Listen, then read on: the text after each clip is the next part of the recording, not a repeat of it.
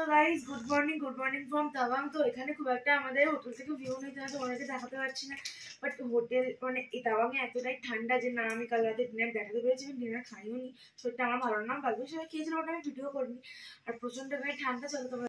এতটাই ঠান্ডা যে ব্রেকফাস্ট করতে যেতে অনেক কষ্ট হচ্ছে। যাই হোক ব্রেকফাস্ট করতে চলে গেছিলাম।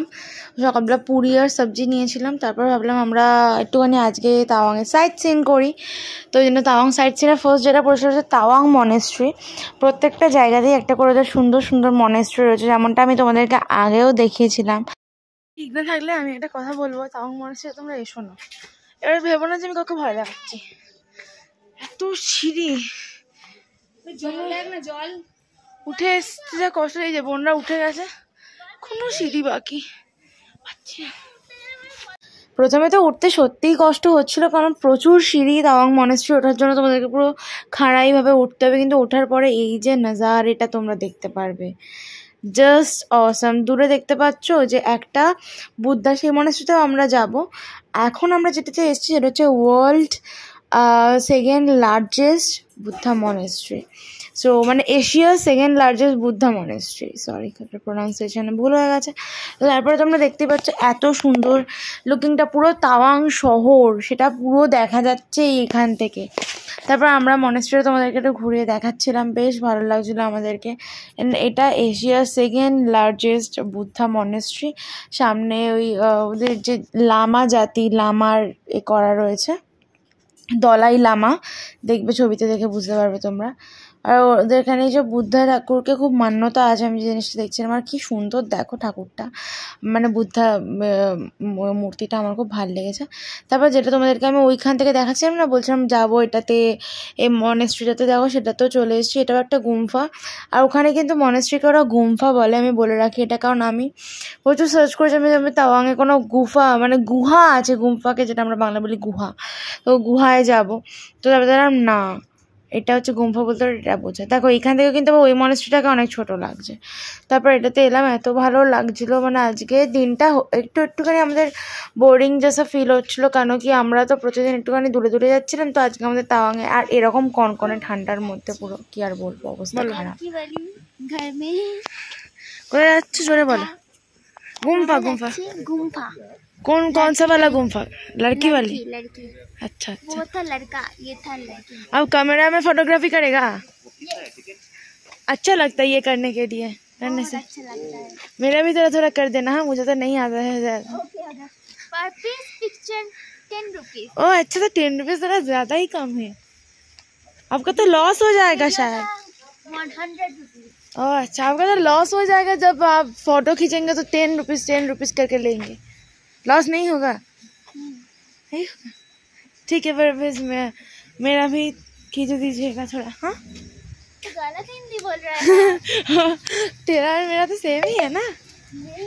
বোনের সাথে একটু খুনসুটি করছিলাম। তারপর তোমাদের এই যে এটা হচ্ছে লড়কিওয়ালি মনেস্ট্রি, এটা ঠিকই বলেছো। ওই মনেস্ট্রি দেখো কি সুন্দর করে এখানে জল কিছুটা ক্লিন হচ্ছিল। মনেস্ট্রিটা ঘুরেছিলাম বাট ভিডিও করা হয়নি আমার। আর যেটা ফার্স্টে গেছিলাম ওটা কিন্তু ছিল লড়কাওয়ালা মনেস্ট্রি। তারপর চলেছিলাম তাওয়াংয়ে খুব ফেমাস একটা জায়গা ওয়ার মেমোরিয়াল, যেখানে তোমাদের লাইট সাউন্ড শো হয়, অনেকেই জানো। স্টিল ওটা আমরা দেখিনি, কেন কি আমাদের এত ঠান্ডা লাগছিল যে সন্ধ্যের পর থেকে ঘর থেকে বেরোনো মানে অনেকটা দুষ্কর ব্যাপার হয়ে যাচ্ছিলো। -ডিগ্রি হচ্ছিল না বটে, বাট কিন্তু প্রচণ্ড ঠান্ডা ছিল। তো ঠান্ডাটাকে আমরা লিটারালি টলারেট করতে পারছিলাম না। এখানে যুদ্ধের অনেক কাহিনী লেখা ছিল। এখানে যেমন আগের দিন তোমাদেরকে যশবন্তগড় সম্পর্কে বলেছিলাম যে যশবন্তগড় এমন একটা জায়গা ছিল যেখানে যশবন্ত সিং রাওয়াতকে শিলা আর নুরা বাঁচিয়েছিল যুদ্ধের সময়। আর গল্প কথা শুনে জানা যায় যে নুরা নাকি ছিল যশবন্ত সিংয়ের গার্লফ্রেন্ড, ঠিক আছে। কিন্তু এটা আদেও কি রিয়েল না কেউ জানে না। কিন্তু এখন আমরা যেটা দেখছি হচ্ছে যোগিন্দর সিংয়ের মানে পুরো এরিয়াটা, মানে যেখানে ওয়ার মেমোরিয়াল যেটা রয়েছে সম্পর্কে দেওয়া রয়েছে। প্রত্যেকটা জায়গায় ওদের মানে আমাদের দেশের বীর সেনাদের অস্থি থেকে শুরু করে সব কিছু কিন্তু সংরক্ষিত করে রাখা হয়েছে। আর এত আমি জানি না কেন এত কিসের রাগ আমাদের সাথে অন্য চায়না পাকিস্তান এদের, বা যেটা এখন যেটা ঘটছে সমাজে খুবই খারাপ ঘটছে একটা ঘটনা যেটা ঘটছে, কাশ্মীর আক্রমণ বলো বা চায়নারা ঢুকে অরুণাচল নাথুলা আক্রমণ বলো, হ্যাঁ না কিসের এত ওদের প্রবলেম আমাদেরকে নিয়ে এত ঝামেলা, ঠিক আছে, যেটাই হয় খুব খারাপ হয়। এই সময় বীর সেনারা ছিল, অনেক চেষ্টা করেছে, আর এখনও আমাদের দেশে রিয়েল হিরোরা রয়েছে যার কারণে আমরা ঘুমাতে পারি। তাহলে হয়তো এই ঝামেলা যদি ওরকম হতে থাকে আমাদের এরিয়াতে ছড়াতে থাকে তাহলে কি আমরা শান্তিতে ঘুমাতে পারতাম? একদমই নয়। তো সত্যি এটা বীর সেনাদের জন্য পসিবল হয়েছে। দেশের প্রত্যেকটা খুঁটিনাটি কথা এখানে ছোট্ট ছোট্ট করে লেখা রয়েছে। দেখো আমি তোমাদের তো পুঙ্খানুপুঙ্খভাবে ধরে বলতে পারবো না, কিন্তু আমি যেটুখানি শুনে আমি পড়ে বুঝেছি, আমি প্রত্যেকটাই শেয়ার করার চেষ্টা করেছি। কিন্তু যেটা আমি বুঝলাম এটামও হয়েছে, শোনা যায় যে চীন সেনারা জিপ টেনে ছেড়ে নিয়েছে, নোক উবড়ে দিয়েছে, তারপর এরমও শোনা গেছে জসবন্ত সিংকে গলা থেকে উড়িয়ে দিয়েছে। বাট কোনটা যে রিয়েল সেটা আমি তো বলতে পারি না, এটা আমি ক্ল্যারিফাই করতে পারিনি, কারণ কি আমি একটা ফিল্ম দেখেছিলাম, তো ফিল্মটাতে দেখা গেছে যে ওর গলা কেটে দেওয়া হয়েছে, কিন্তু কোনটা যে রিয়েল সেটা তো জানি না। তবু আমি তোমাদের সাথে একটু ঘটনাটা শেয়ার করলাম। বাট যোগেন্দ্র সিংও কিন্তু আমাদের দেশের রিয়েল হিরো।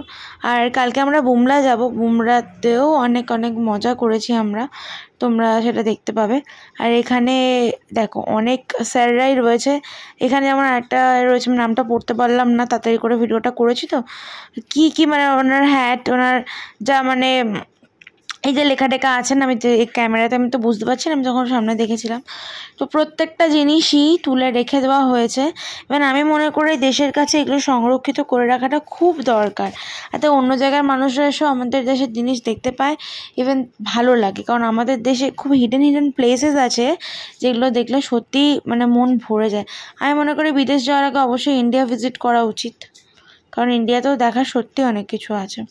তো দেশ বিদেশের কাহিনী নিয়ে আজকেই আমাদের এই ছোট্ট ব্লগটি হলো।